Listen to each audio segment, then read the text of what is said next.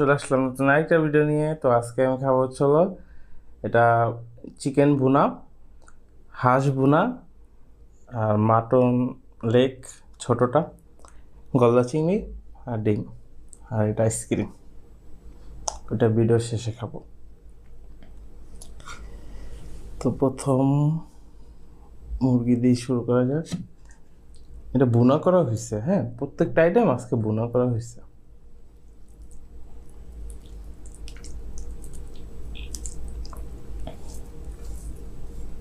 বিসমিল্লাহ।